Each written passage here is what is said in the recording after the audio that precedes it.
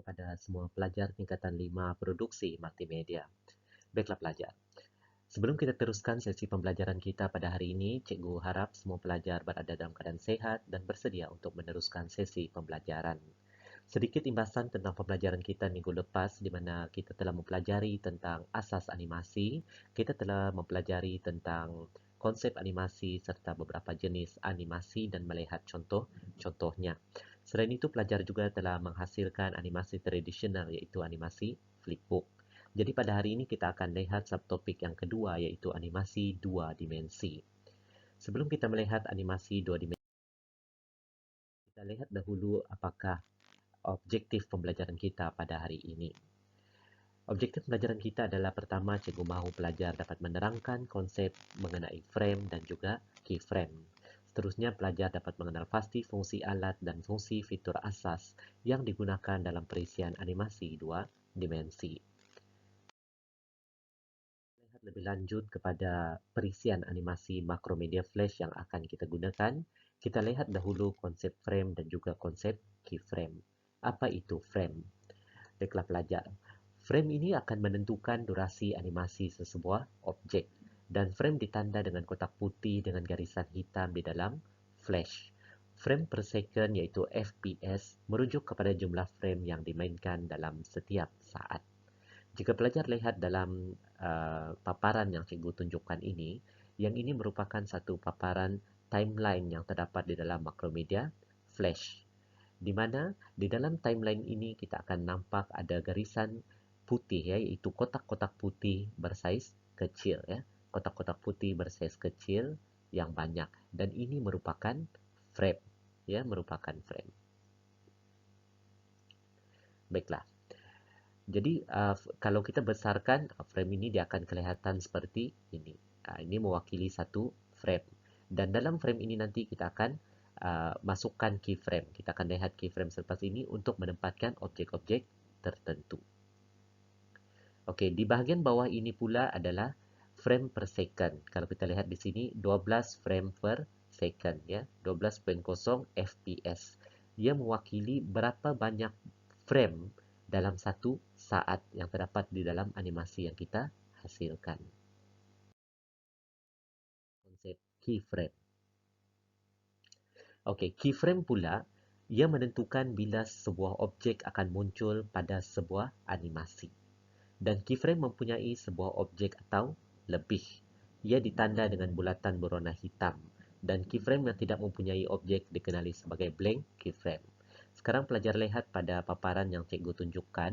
Di sana cikgu ada letak pada timeline itu ada dua layer iaitu objek 1 dan objek 2. Apabila terdapat objek yang kita hasilkan, contoh pada layer yang pertama ini, ada objek yang dihasilkan, maka pada layer tersebut keyframe-nya akan berwarna hitam. Dan untuk jika tiada objek dihasilkan, maka keyframe tersebut akan berwarna putih. Okey, untuk paparan yang lebih jelas, kita lihat di sini. Jadi apabila terdapat objek dalam satu keyframe, ia akan mempunyai bulatan berwarna hitam dan keseluruhan keyframe tersebut juga akan berwarna hitam. Tetapi jika tiada objek dalam keyframe tersebut, bulatannya akan berwarna putih dan keseluruhan keyframe tersebut juga berwarna putih. Maksudnya tiada objek di dalam keyframe tersebut.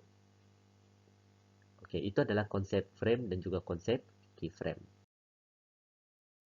Seterusnya kita lihat antara muka utama untuk animasi untuk Macromedia Flash ya. Jadi dalam animasi 2D ini kita akan gunakan Macromedia Flash dan Flash ini merupakan satu perisian yang mempunyai pelbagai versi lah yang kita akan gunakan sama ada Flash MX ataupun Flash 8. Selain itu terdapat juga Adobe Flash. Okay, kita lihat antara muka yang pertama yang penting di bahagian atas ini adalah bahagian menu bar. Bahagian kedua di sebelah kiri terdapat pelbagai tools dikenali sebagai toolbox.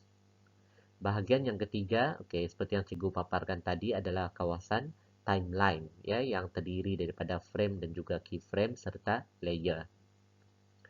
Dan ruang kerja di bahagian tengah kawasan berwarna putih adalah tempat untuk kita menghasilkan objek dan juga menghasilkan animasi dikenali sebagai stage.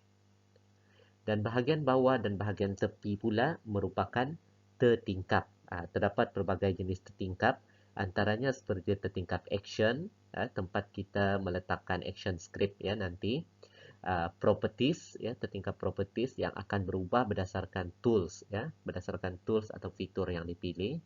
Dan di sebelah kanan pula terdapat tertingkap color mixer, color swatch, tertingkap komponen dan juga tertingkap answer.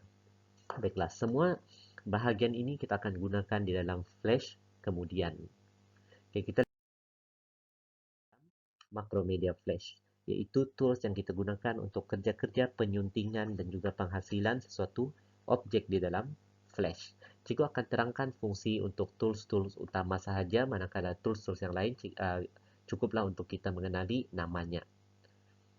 Okey pelajar, kita lihat tools yang pertama iaitu Arrow Tools ataupun Selection Tools. Okey, dalam Flash 8 ia dikenali sebagai Selection Tool. Dalam Flash MX dipanggil Arrow Tools. Arrow Tools ni digunakan untuk mengaktifkan suatu garisan atau objek dan juga digunakan untuk memindahkan kedudukan suatu objek atau garisan dari satu tempat ke satu tempat yang lain di atas stage. Okay, tools yang kedua iaitu Line Tools. Line Tools ni kita gunakan untuk menghasilkan garisan ya yang lurus. Okey, dan kita boleh lengkungkan garisan itu kemudian menggunakan Selection Tools. Okey, tools yang ketiga iaitu Pen Tool, juga digunakan untuk menghasilkan garisan dan boleh dilengkungkan. Okey, tools yang keempat iaitu Oval. Okey, Oval Tools ni tools yang digunakan untuk menghasilkan bentuk bulat ataupun bentuk bujur pun boleh ya. Bentuk bulat, sfera, bujur dan sebagainya.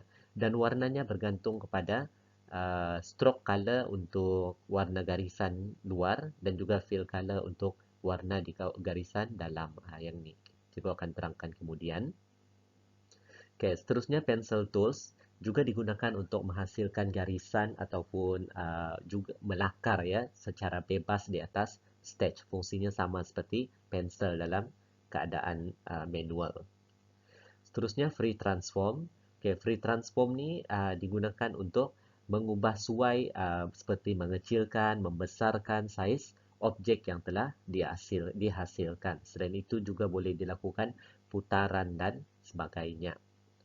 Okay, tools yang seterusnya iaitu ink bottle. Ink bottle ni dia berkaitan dengan stroke tool tadi. Ya, dia digunakan untuk mewarnakan garisan yang dihasilkan. Okay, seterusnya subselection seperti cikgu terangkan tadi, kebanyakannya kita gunakan untuk melengkungkan garisan dan juga membuat pemilihan. Okay, seterusnya lasso tools. Okay, lasso tools ni kita kurang gunakan tapi dia digunakan untuk membuat pilihan. Ya, pilihan. Seterusnya text tool. Okay, text tool ni digunakan untuk menaip ataupun menghasilkan teks di atas stage. Rectangle tool. Okay, rectangle tools ini kita gunakan untuk menghasilkan bentuk empat segi tepat, empat segi dan juga untuk menghasilkan bentuk yang mempunyai bucu yang kurang tajam. Sebab bucu tu kita boleh ubah suai dia punya ketajaman ya, corner tu, corner radius. Okey, dan kalau kita tekan lama pada rectangle tools ini, dia akan keluar satu lagi tools yang dipanggil sebagai polystar yang digunakan untuk menghasilkan bentuk-bentuk poligon dan juga bentuk bintang. Okey, seterusnya brush tool, fill transform tool ataupun gradient transform tools, pen bucket. Okey, pen bucket ni pula adalah untuk mewarnakan objek, digunakan untuk mewarnakan objek dan dia akan mengambil warna daripada fill color yang telah ditetapkan. Eyedropper. Eyedropper digunakan untuk meletakkan, memilih warna berdasarkan warna yang kita kehendaki dengan menggerakkan eyedropper di bahagian warna yang kita ingini dan ia akan mengubah warna tersebut pada fill color. Okey. Seterusnya hand tools. Hand tools ni untuk menggerakkan paparan ya, menggerakkan stage. Okey, stroke color yang cikgu terangkan tadi, stroke color untuk memilih warna garisan luar suatu objek. Eraser digunakan untuk memadam bahagian yang tidak dikehendaki.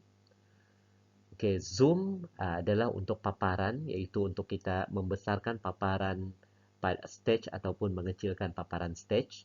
Dan yang terakhir itu fill color digunakan untuk membuat penetapan warna yang akan digunakan ke atas objek.